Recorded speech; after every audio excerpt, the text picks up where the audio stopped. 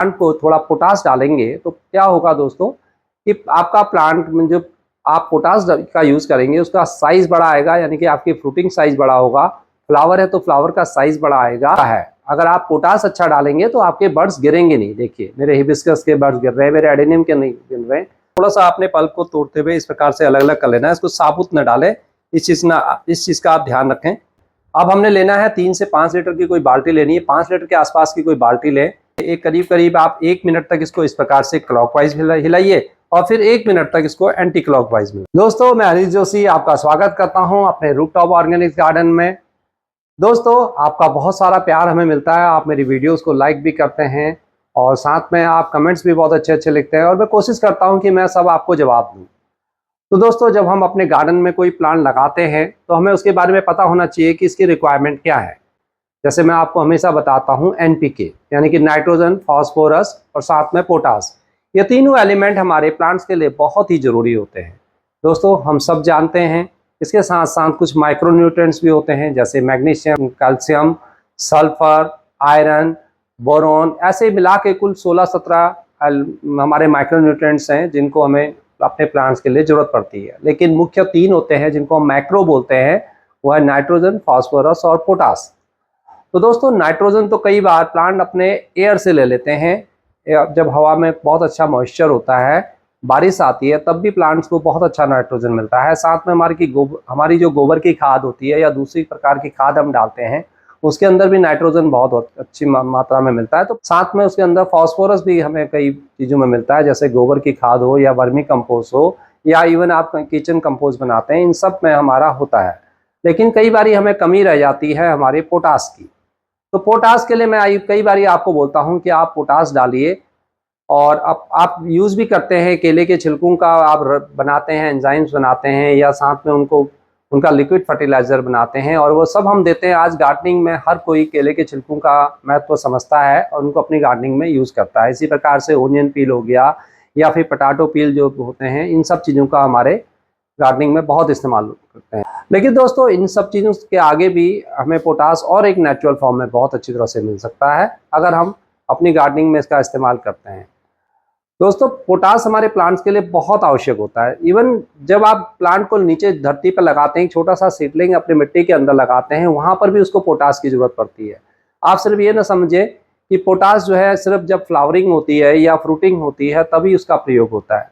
लेकिन जो जितना उसको उस समय रिक्वायरमेंट होती है वो आपकी जो भी आपकी मैन्युअर आपने खाद डाली हुई है उसके अंदर उसको मिल जाता है। यानी कि आपने गोबर की खाद, वर्मी कंपोस्ट, किचन कंपोस्ट, तो उसके अंदर जितने भी एलिमेंट पोटास के होते हैं उस प्लांट को मिलते रहते हैं और वो प्लांट अपना धीरे धीरे ग्रो करता है। उस वक्त आपको इन एडिशन में कोई पोटास देने की आवश्यकता नहीं पड़ती है। लेकिन जब आपका प्लांट फ्लावरिंग पे आ जाता है, उसके बर्ड्स बनने लग जाते हैं और या इसी प्रकार से फ्रूटिंग पे आ जाता है, फ्रूटिंग के छोटे छोटे उसके फ्रूट्स बनने स्टार्ट हो जाते हैं, उस टाइम पर अगर आप अपने प्लांट को थोड़ा पोटास डालेंगे तो क्या होगा दोस्तों कि आपका प्लांट में जो आप पोटास का यूज़ करेंगे उसका साइज़ बड़ा आएगा, यानी कि आपकी फ्रूटिंग साइज़ बड़ा होगा। फ्लावर है तो फ्लावर का साइज़ बड़ा आएगा, उसमें एक बहुत अच्छी एक चमक आएगी और दोस्तों साथ साथ में उसकी फ्रूटिंग भी आपकी बढ़ जाती है, फ्लावरिंग भी आपकी बढ़ जाती है। किसी भी प्लांट को समझिए कि किसी भी प्लांट पे अगर हम इन सब चीज़ों का इस्तेमाल कर रहे हैं तो ऐसा नहीं है कि पोटास डालने से उसमें अपने आप बहुत सारी फ्लावरिंग हो जाएगी, क्योंकि एक रेशियो है, NPK है, सही मात्रा में नाइट्रोजन, सही मात्रा में फास्फोरस जो है वो ज़मीन पर प्लांट को स्टेबिलिटी देने के लिए, उसकी ग्रोथ के लिए बहुत इंपॉर्टेंट है। और जितनी अच्छी उसकी ग्रोथ होगी उतनी ही अच्छी उसमें फॉल और फ्रूटिंग मतलब फ्लावरिंग और फ्रूटिंग होगी। ये समझिए, ये बहुत इंपॉर्टेंट है। तो सिर्फ पोटास ही ऐसा नहीं है कि हम इस्तेमाल करें, उसके लिए फास्फोरस भी बहुत इंपॉर्टेंट होता है और फास्फोरस भी हम और दूसरी चीज़ों से ऑर्गेनिक रूप में हम प्राप्त करते हैं। तो दोस्तों ज़्यादा आगे वीडियो को लंबा ना करते हुए अब हम अपने मेन टॉपिक पर आते हैं कि क्या मैं आपको आज पोटास का सोर्स बताने जा रहा हूँ। तो इससे पहले कि दोस्तों, जैसा मैंने अभी आपसे कहा कि आपसे मुझे बहुत प्यार मिलता है, तो आप नए हैं तो मेरे चैनल को सब्सक्राइब करें और दोस्तों वीडियो को लाइक ज़रूर करना, लाइक कर ही लीजिए। वीडियो आपको बहुत पसंद आने वाली है, अच्छी इन्फॉर्मेशन आपको मिलने वाली है। और आप कुछ कमेंट देना चाहते हैं, कुछ भी आपको डाउट हो तो ज़रूर लिखें, इस वीडियो से संबंधित ज़रूर लिखिए। बाकी चीज़ें तो मैं आपको बताते रहता हूँ। वीडियो टू वीडियो लिखा करें दोस्तों, तो उनका जवाब देने में आसानी रहती है, क्योंकि सोल्यूशन पूरा है। अगर आप पोटास अच्छा डालेंगे तो आपके बर्ड्स गिरेंगे नहीं। देखिए मेरे हिबिस्कस के बर्ड्स गिर रहे हैं, मेरे एडेनियम के नहीं गिर रहे हैं। तो इसमें माइक्रोन्यूट्रिएंट्स और पोटास अच्छी मात्रा में अगर आप मिलाएंगे तो देखिए आपका प्लांट न सिर्फ हेल्दी होगा बल्कि उनके बर्ड्स भी अच्छे आएंगे और फ्लावरिंग भी आप रिजल्ट देखेंगे।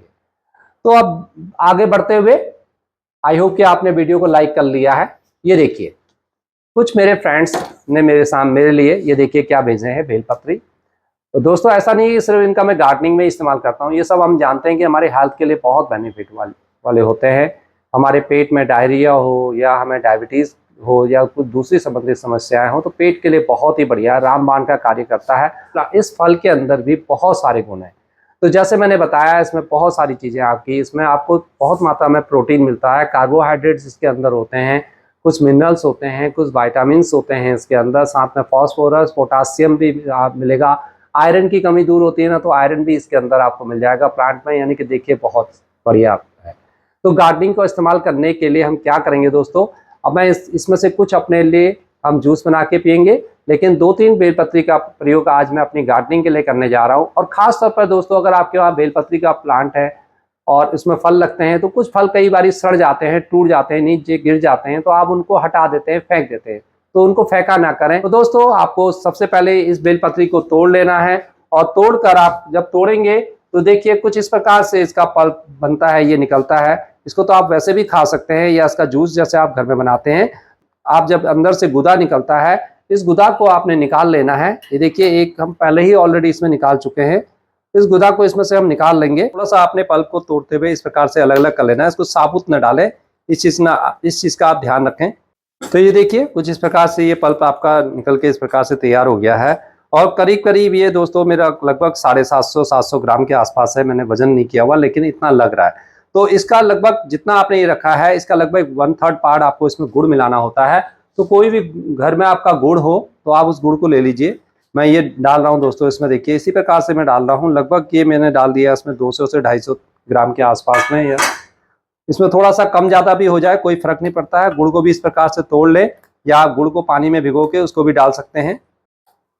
और दोस्तों ये जो सिक्कल हैं जो आपके बच गए हैं इनको आप इसमें छोटा छोटा करते हुए इस प्रकार से डाल दें। ये बहुत हार्ड भी हो जाते हैं, कई बार ये टूटते नहीं है, तो आप इनको हथौड़े से या किसी उससे तोड़ के हुए इनको आराम से इसमें सब डाल सकते हैं। इसके जो साइड में जो लगा होता है ये सब हमारे गार्डनिंग में यूज़ हो जाएगा। बाद में इसका जो ये हमारी जो लिक्विड खाद तैयार होगी, इसका जो रस हमारा तैयार होगा, इसमें से छानते हुए हम इसको निकाल लेंगे तो सब ये जो नहीं घुलेगा तो कोई दिक्कत नहीं है। इनको हम तब अपने गार्डनिंग में मिट्टी में मिला देंगे, फेंकना फिर भी नहीं है, या किचन कंपोस्ट के अंदर आप इनको डाल लें। तो देखिए मैंने इस प्रकार से ये तैयार कर लिया है।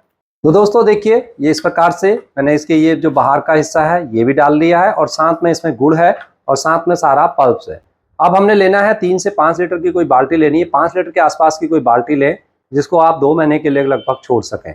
और ये सारा चीज़ें हम इसके पानी के अंदर इस प्रकार से इसको मिक्स कर लेंगे और जितना भी इसके अंदर रस है इस प्रकार से इसको धोते हुए सब इसमें डाल दें। दोस्तों वीडियो में बने रहना क्योंकि आगे भी इंपॉर्टेंट चीज़ें हैं जो मैं आपको बताने जा रहा हूँ। जहाँ हम गलती करते हैं थोड़ा सा इसको हाथ से मसलते हुए इस प्रकार से, और चाहें तो कर सकते हैं, नहीं तो उसको छोड़ दीजिए 2-3 दिन के लिए, इसको छोड़ दीजिए बिल्कुल। और इसमें आपने करना क्या है, ऊपर से कोई ढक्कन लगाते हुए, अगर ढक्कन अवेलेबल है तो ढक्कन लगा दीजिए, नहीं है तो कोई मोटे से कपड़े से आप इसको ढक दें, जिससे कि इसके अंदर, क्योंकि इसके अंदर मिठास बहुत होगी, बहुत ज़्यादा आपकी मक्खियाँ वगैरह आएंगी। तो दोस्तों 10 से 12 दिन के बाद जब इसमें फर्मेंटेशन क्रिया स्टार्ट हो जाएगी तब आपको कोई भी अपनी लकड़ी लेनी है या कोई भी ऐसी चीज़ लेनी है जिससे आप इसको हिला सकें। करीब करीब आप 1 मिनट तक इसको इस प्रकार से क्लॉकवाइज हिलाइए और फिर 1 मिनट तक इसको एंटी क्लॉकवाइज हिलाइए। और आप यकीन मानिए जितना आप अच्छा इसको हिलाएंगे उतना अच्छा इसमें ऑक्सीजन जनरेट होता है, उतना अच्छा ये आपकी बहुत अच्छी लिक्विड फर्टिलाइजर बनेगी। और ये आपने लगभग करना है लगभग 30 से 40 दिन तक। अब रोज़ नहीं करना दोस्तों, रोज़ मैं भी नहीं कर पाता हूँ, आपको भी करने की आवश्यकता नहीं है। दोस्तों जब भी आप अपने गार्डन में जाते हैं, गार्डनिंग के लिए जाते हैं, तब आप ये क्रिया कर सकते हैं। सुबह शाम कभी भी एक वक्त कर सकते हैं, मौका मिले तो दोनों टाइम भी कर लीजिए। जितना आप इसको करेंगे उतना अच्छी आपकी ये खाद तैयार होगी, यकीन मानिए। लेकिन करिए ज़रूर, और रखना कहाँ है दोस्तों, ये बहुत इंपॉर्टेंट है। देखिए सूर्य की डायरेक्ट किरणों के नीचे इसको नहीं रखना है आपने, बस इस चीज़ का ध्यान रखें। किसी भी छायादार स्थान को आप चूज़ कीजिए, अपनी छत का, बालकोनी का, क्योंकि क्या होगा दोस्तों 1 महीने के बाद 20 से 25 दिन के बाद देखेंगे आप इसमें छोटे छोटे मैग्रोट्स पैदा हो जाएंगे, छोटे छोटे कीड़े से आप इसके अंदर आएंगे जो इसमें पानी में तैरते रहते हैं। जैसे आप लिक्विड फर्टिलाइजर बनाते हैं ना केलों के छिलकों का, अगर आप उसको 15-20 दिन के लिए रखते हैं तो उसमें भी उत्पन्न हो जाते हैं, ऑफकोर्स इसमें उत्पन्न होंगे। तो यही मैं आपको बताना चाह रहा हूँ कि आपने घबराना नहीं है, वो जरूर उत्पन्न होंगे और उनका उत्पन्न होना ही हमारे इसका अच्छा बनना है दोस्तों। और धीरे धीरे वो क्या होगा, 1-1.5 महीने के पश्चात वो धीरे धीरे अपने आप मर जाएंगे। और अगर नहीं भी मरेंगे तो दोस्तों 2 महीने के पश्चात आपने इसको छान लेना है, और छानने के पश्चात जो भी आपका ये रस मिल आएगा, इसके अंदर जो भी ये लिक्विड आएगा, उसको आपने एक बोतल के अंदर प्रिजर्व कर लेना है। आप यकीन मानिए इसको आप 2 साल यूज करिए, 3 साल यूज करिए, इसमें किसी प्रकार का कोई फंगस नहीं आएगा। बहुत ही अच्छी आपकी एक खाद मिलेगी, पोटासियम से भरपूर रिच आपका ये मैन्योर तैयार होगा। आपने कितना लेना है ये भी बहुत इंपॉर्टेंट है। आपने सिर्फ 10 ml लेना है 1 लीटर पानी के अंदर, यानी कि 10 ml आप ले सकते हैं, 3 से 4 चम्मच या 2 ढक्कन 4 ढक्कन आपके जो बोतल के हैं वो आपके 10 ml के करीब करीब होंगे। बस ये लगभग आपका एक एंजाइम्स की तरह हो जाएगा।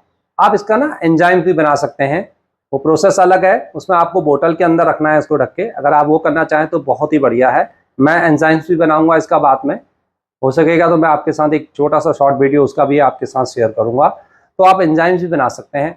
तो दोस्तों ये काम क्या करेगा, आप अब मेरे लिए ये प्लांट के लिए एक च्यवनप्राश का काम करेगा, प्लांट की ग्रोथ को बढ़ाएगा। जैसे मैंने पहले बताया, उसके फ्लावर्स आपके चमकदार आएंगे। और यूज़ कब करना है आपने, ध्यान रखिए, जब आपके फ्लावरिंग बड आने लगे, या आपके जो सब्जियों के फल हैं छोटे छोटे, उनके आप देखेंगे कि उनके फूल आ रहे हैं, फीमेल फ्लावर्स उनके आ रहे हैं, या दूसरे प्रकार के जो फल हैं जिनके अंदर फूल आने लगे हैं, तब आप इसकी पूरे प्लांट में पत्तियों के अंदर इसका छिड़काव कर दें इस प्रकार से। और अगर आपके पास ज़्यादा क्वांटिटी के अंदर है ना, तो थोड़ा सा सॉइल में भी नीचे डाल दीजिए, कोई दिक्कत नहीं है, बहुत अच्छा है। लेकिन एक्स्ट्रा बहुत ज़्यादा मत डालना, अगर बहुत ज़्यादा पोटासियम आप डालेंगे ना तब भी प्लांट के लिए अच्छा नहीं होता है। तो इस चीज़ को ये बहुत ज़रूरी होता है समझना। इसलिए दोस्तों मैंने आपसे कहा था कि वीडियो में बने रहिए। अगर हम बहुत ज़्यादा हम इसमें से 10 ml क्या काम करेगा हमें समझ में नहीं आया, हमने उठा के 50 ml एक प्लांट के अंदर 1 कप पानी में मिलाते हुए डाल दिया, तो वो भी उसकी अधिकता हो जाएगी। और फिर 15 दिन के बाद मैंने रिपीट कर दिया, तो उसमें पोटास नीचे इकट्ठा होता जाएगा। मेरे प्लांट जितना उसको चाहिए उतना ही लेगा, जितनी हमारी को भोजन की आवश्यकता होती है हम भी उतना ही खाते हैं दोस्तों। तो इसी प्रकार से प्लांट्स को भी समझें। तो आपने तब 10 ml लेना है, महीने में सिर्फ 1 बार, या ज़्यादा से ज़्यादा आप इस्तेमाल करते हैं तो 3 हफ्ते में इसका दोबारा से स्प्रे कर दीजिए। और जब फ्लावरिंग आपकी कंटिन्यू हो रही है तब आप इसका स्प्रे करते रहिए, क्योंकि आपके यानी कि आपकी बडिंग बन रही है, तब आप इसका स्प्रे करते रहिए। अगर आपके फ्लावर खिल गए हैं, अब आपको पता है कि इस प्लांट में फ्लावर नहीं खिलने हैं, तो फिर इसका इस्तेमाल आप बंद कर दें। अब उससे पहले भी अगर आपका प्लांट ग्रोथ ले रहा है, पहले भी 1 बार इसका स्प्रे कर सकते हैं, वो आपकी ग्रोथ में मदद करेगा। या उसकी रूट जॉन में थोड़ा सा डाल सकते हैं, लेकिन ध्यान रखें उसके 1 महीने के बाद फिर इसका स्प्रे करिए। तो बहुत ज़्यादा इस्तेमाल आपने इसका नहीं करना है। ये बहुत अच्छा टॉनिक है, पोटास से भरपूर है, कैल्शियम इसके अंदर है, मैग्नीशियम इसके अंदर है, आयरन भी इसके अंदर है। तो जाइए ना दोस्तों, कम से कम 2 बेलपत्री लेके आइए और इनका पल्प बनाएं। आप अपने लिए भी यूज़ करते हैं तो अपने पौधों को भी इस प्रकार का च्यवनप्राश दीजिए। आई होप कि आपको वीडियो पसंद आई होगी दोस्तों। किसी प्रकार का कोई कमेंट है, कोई डाउट है आपको, तो नीचे लिखिए, मैं आपके उसका आंसर दूंगा। आप ट्राई तो कीजिए और बने रहिए मेरे साथ दोस्तों। लाइक कीजिए ना, और नए वाले जो जरूर सब्सक्राइब कर लें, बहुत अच्छी इन्फॉर्मेशन मिलती है। मिलते हैं किसी और वीडियो में, तब तक के लिए नमस्कार, बाय बाय, हैप्पी गार्डनिंग।